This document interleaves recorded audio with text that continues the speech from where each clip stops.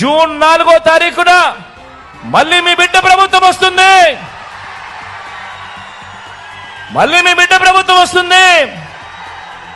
నా మొట్టమొదటి సంతకం మళ్ళీ వాలంటీర్ల వ్యవస్థ తీసుకొచ్చి ప్రతి ఇంటికి కూడా మళ్ళీ సేవలు అందించే కార్యక్రమం నా మొట్టమొదటి సంతకం చేస్తాను అని చెప్పి సందర్భంగా తెలియజేస్తా ఉన్నా.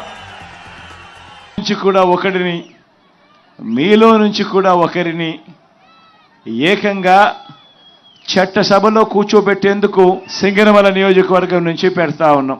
ఆ వీరాంజనేయులనే ఆ పిల్లాడు, ఆ వ్యక్తి, ఆ మనిషి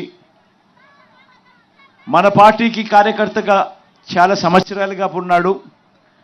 ఉంటూనే తాను ఎంఏ చదివి ఎంఏతోనూ కూడా చదువు సరిపెట్టకుండా ఏకంగా ఎంఏ ఎకనామిక్స్, ఆ తర్వాత బీఈడి కూడా పూర్తి చేసిన పరిస్థితిలో ఆ క్యాండిడేట్ ఉన్నాడు. అంత గొప్ప చదువులు చదివి ఏకంగా ఎంఏ చదివి ఆ తర్వాత బీఈడి కూడా పూర్తి చేసి అంత గొప్ప చదువులు చదివి టిప్పర్ డ్రైవర్గా తాను తన కాళ్ళ మీద తాను నిలబడుతూ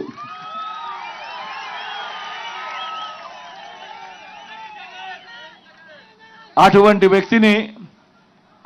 వ్యక్తిని ఎవరైనా కూడా అప్రిషియేట్ చేయాల్సింది పోయి, ఎవరైనా కూడా భుజం తట్టి శబాష్ అని చెప్పి అనాల్సింది పోయి, కారణం ఏంటంటే తాను ఉద్యోగం రావడం లేదు అని చెప్పి తాను బాధపడాల.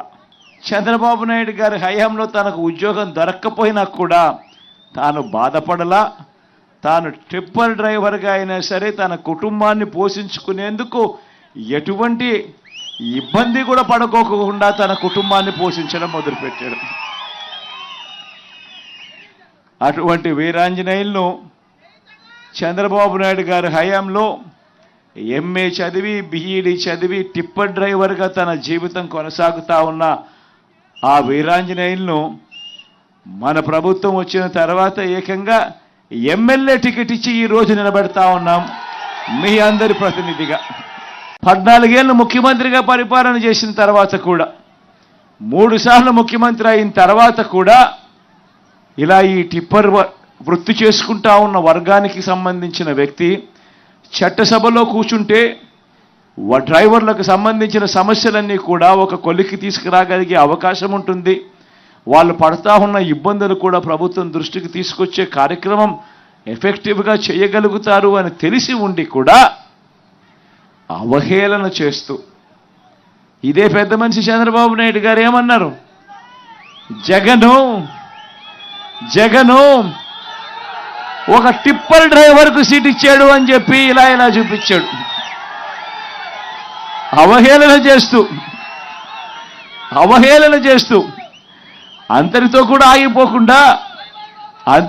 ఆగిపోకుండా టిప్పర్ డ్రైవర్ అనేసరికే చాలు ఏలుముద్రగాడు అని చెప్పి కూడా అనేశారు చంద్రబాబు నాయుడు. నేను అడుగుతా ఉన్నా ఇదే చంద్రబాబు నాయుడు గారిని, అవునయ్యా జగన్ టిప్పర్ డ్రైవర్కే సీట్ ఇచ్చాడు,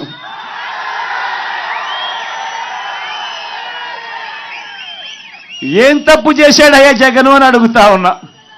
నువ్వు అవహేళన చేసేందుకు ఏం తప్పు చేశాడు అని అడుగుతా ఉన్నా. నిజంగా నువ్వు చెయ్యలేని పని, నువ్వు కోట్లు డబ్బులున్న పెత్తందారులకు నువ్వు టికెట్లు ఇచ్చావు. నేను ఒక సామాన్యుడికి, ఒక పేదవాడికి పార్టీ తరఫున నిలబడిచ్చి టికెట్ ఇచ్చి గెలిపించే కార్యక్రమం నేను చేస్తా ఉన్నా. నిజంగా నీకు నాకు ఉన్న తేడా ఇది చంద్రబాబు. Please subscribe .news.